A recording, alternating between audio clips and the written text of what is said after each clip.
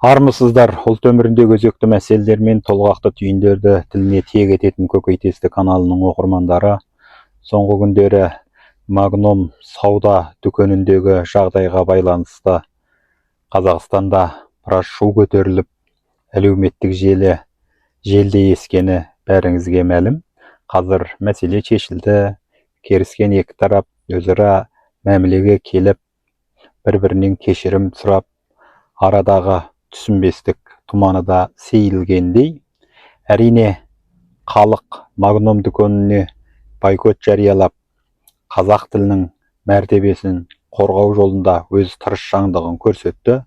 Бұл да біздің халқымыздың мемлекеттік тілге, қазақ тіліне деген құрметтің көрінісі. Әрине, Қазақстанда мұндай жағдай бірінші рет туылып отырған жоқ. Сондықтан келер жолы да осындай жағдайлардың туылмау үшін, қоғамда түсінбестік орын алмау үшін және Қазақстандағы тіл саясаты сынды нәзік мәселеге байланысты әлдекімдер өзінің саяси мүддесіне пайдаланып кетпес үшін бұл мәселеге келгенде біз аса қырағылықпен, аса білімділікпен жұмыс жасауымыз керек екенін әрбір қазақ азаматы түсінуі тиіс. Сөз жоқ, қазақ тілі Қазақстан мемлекетінің мемлекеттік тілі. Қазақстандағы барлық ұлт пен ұлысты, қазақ пен және басқа этностарды өзара тіл табыстырып, береке бірлікті арттыратын ең негізгі алтын көпір де дәл осы мемлекеттік тіл. Әлемнің қайсы еліне барсаңыз да, қайсы түкпіріне барсаңыз да, мейлі дамыған ел болсын, мейлі дамымаған кедей, артта қалған мешеу ел болсын, барлығында мемлекеттік тіл үстем орында тұратынын біздің көзі ашық, көкірегі ояу әрбір отандастарымыз білуі тиіс.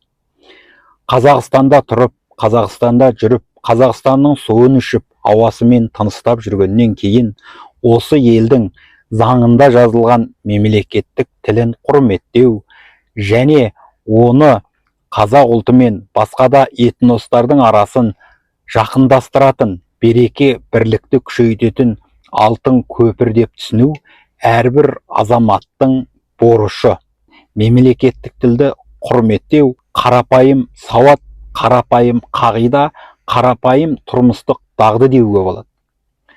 Өкініштісі, осы реткі тілге қатысты даудамай қазақ пен қазақтың қазақша сөйлеспеуінен туындап отыр. Әрине, Қазақстанда қазақ тіліне құрметпен қарайтын өзге ұлт этностары аз емес.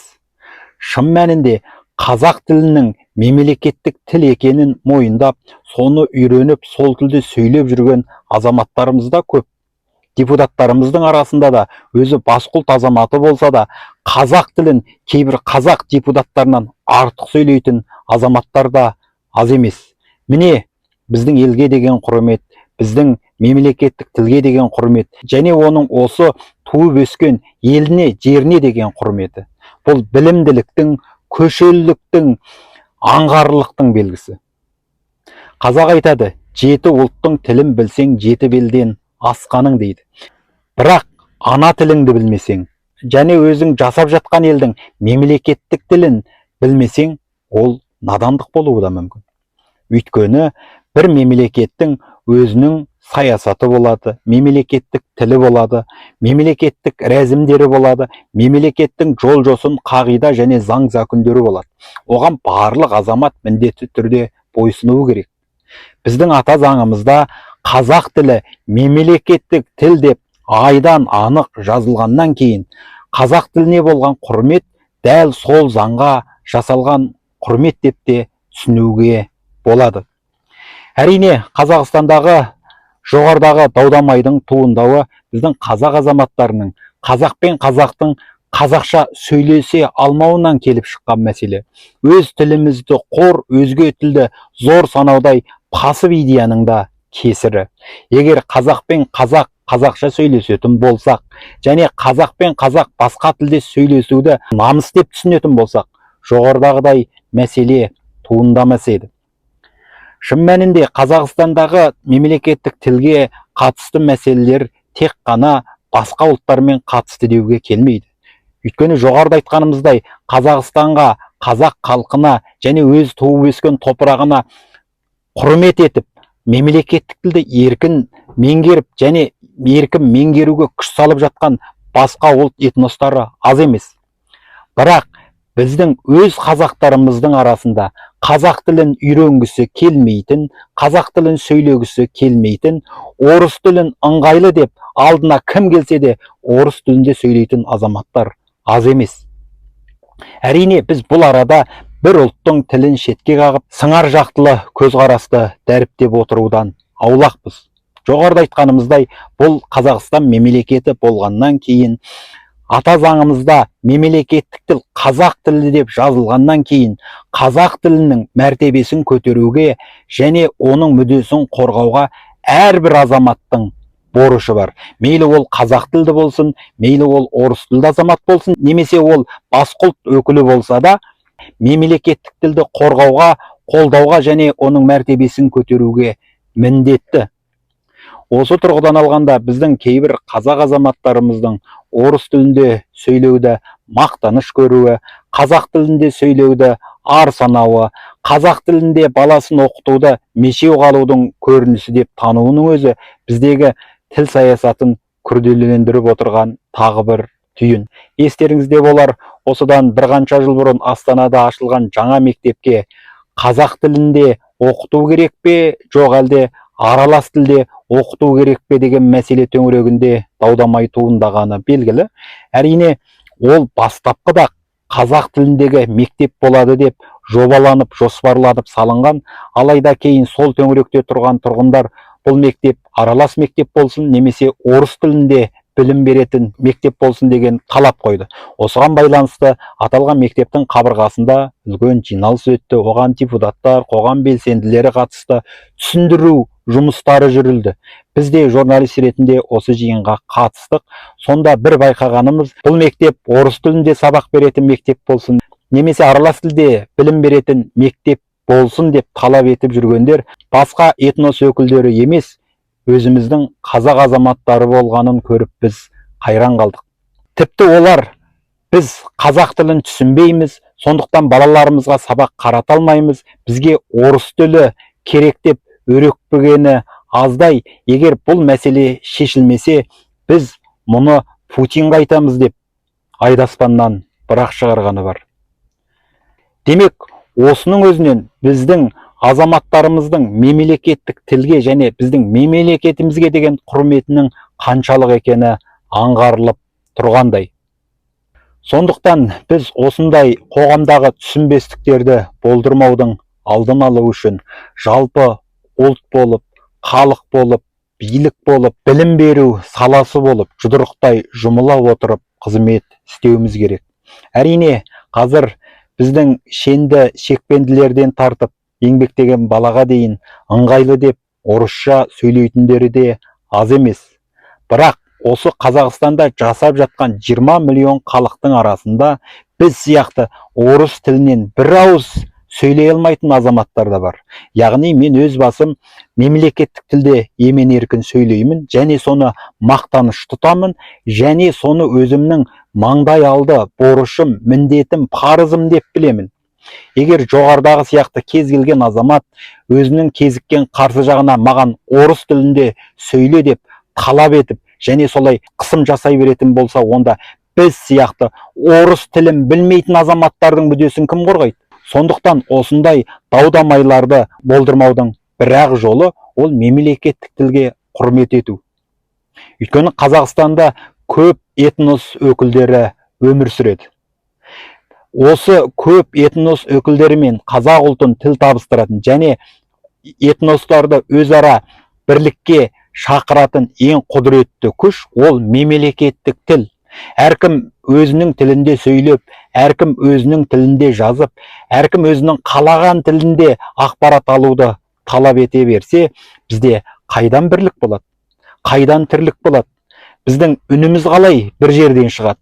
Қашан жұдырықтай жұмылып, бір жағадан бас, бір жеңнен қол шығарамыз? Мынау қазіргі дөңгеленген дүниеде экономикалық мүдделер алға шыққан дәуірде бірлігі бекем елді ғана жау алмайтыны, бір ауызды ел ғана қазіргі дамудың көшіне ілесе алатыны айдай ақиқат емес пе? Осы тұрғыдан алғанда біздің отандастарымыздың мемлекеттік тілдің мәртебесін қолдап, қорғап, Магнумға өз талабын қоюы да орынды. Әрине, Магнумға байланысты бұл жағдай бүкіл кәсіпкерлерімізге де ескерту болды деп ойлаймын. Қазір Астана көшелерінде, Алматы көшелерінде жүрсеңіз, әртүрлі тілдерде жазылған, немесе мемлекеттік тілде жазылмаған, шетелдің атауларымен жазылған маңдайшалықтардан көз сүрінеді. Атүркөтін деңгейдеміз. Ар жағын анықтап қарап көрсеңіз, сол дүкендердің, сол сауда орындарының дені қазақ азаматтары. Егер сол азаматтар, мен қазақ ұлтының өкілімін, осы мемлекетте жасап жатырмын, мен мемлекеттік тілді құрметтеп, маңдайшалығымнан тартып қазақ тілінде жазайын дейтін болса, бізде мұндай жағдай белең алмас еді.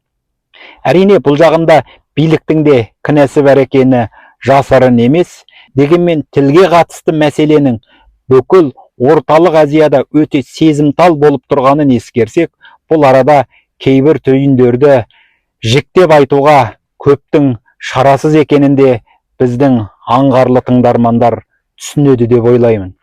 Сондықтан мемлекеттік тіл мәселесіне келгенде біздің азаматтар өте сауатты, білімді, аңғарлы қадам жасау керек. Мемлекеттік тілдің мәртебесін көтеру барлық қазақ азаматтарының борышы. Бірақ ол айғаймен, шумен, көшедегі ереуілмен шешілмейтін мәселе. Заңды, білімді, тәртіпті жолмен талап ету арқылы жүзеге асатын маңызды қадам болмақ. Осы тұрғыдан алғанда, әрбір қазақ азаматы өзіміздің елімізді, жерімізді сыйлап, мемлекеттік тілге құрмет етуді басты борышымыз деп білейік. Бұл борышты өзіңіздің отбасыңыздан бастауды да ұмытпаңыз. Өйткені қазір мемлекеттік тіл қазақ тілі дегенімізбен мектептердің алдына барып тұра қалсаңыз, сол мектептерден шығып келе жатқан оқушылардың дені орыс тілінде шүңкілдесіп келе жатқанын байқайсыз. Бұл нені түсіндіреді? Бұл сол отбасында мемлекеттік тілдің, қазақ тілдің қолданылмай, көбінде ыңғайлы деген сылтаумен орыс тілінің көбірек қолданылатынын түсіндіреді. Қазақ балапан ұядан нені көрсе ұшқанда соны алады дейді. Егер сіз отбасында қазақша сөйлесеңіз, отбасында мемлекеттік тілдің де мәртебесін сақтай білсеңіз, жалпы қоғам мемлекеттік тілді қолдануға қарай ойысар еді. Әрине, қазақ тілі ана ойлағандай қор, меше ұлттың тілі емес. Ол қазір әлемдегі өз елі, өз жері бар, мемлекеті бар, іргелі елдің тілі деп айтуға болады. Басқасын мысалға алып айтпаған күннің өзінде, іргеміздегі алпауыт ел Қытайдың өзінде әр жылы 4-5 іргелі университетте қазақ тілі мамандығы бойынша студенттер тәрбиеленіп жатыр. Яғни 5 университетте кемінде 200 таза Қытай азаматы қазақ тілі мамандығы бойынша білім алып жатыр. Өйткені Қытайда Қазақстан тәуелсіздік алғаннан кейін Қазақстан жеке мемлекет болды. Енді қазақ тілі де халықаралық тілдің бірі болды. Біздің көршіміз болғандығы үшін бұл тілді бізде білуіміз керек деп жатыр. Яғни Қытайдың өзінде қазақ тілі мамандық ретінде оқытылып жатыр. Ал біздің Қазақстанда осы қазақ тілін мамандық ретінде қаншалық деңгейде оқытып, оны мемлекеттік тіл ретінде қаншалық деңгейде дәріптей алып жатырмыз. Бұл мәселеде ойландырады. Әрине, қазақ тілінің мәртебесін көтеру тек қана биліктің, ғалымдардың, мамандардың ғана жұмысы емес, қарапайым халықтың да жұмысы. Қарапайым халықтан тартып, шіренген чендіге дейін қазақ тілінде сөйлесе, біздің елде мемлекеттік тіл мәселесі қазіргідей өзекті мәселе болып тұрмас еді. Демек, мемлекеттік тіл барлығымызды біріктіретін ұлы күш. Әрбір қазақ азаматы да және Қазақстанда жасап жатқан барлық өзге ұлт этностары да осы бір түйінді нақтап түсінуі тиіс. Ықыластарыңызға рахмет. Келесі кездескенше сау саламат болыңыздар. Еліміз аман, жұртымыз тыныш болсын. Қашанда Қазақстан халқы береке, бірлікте болайық.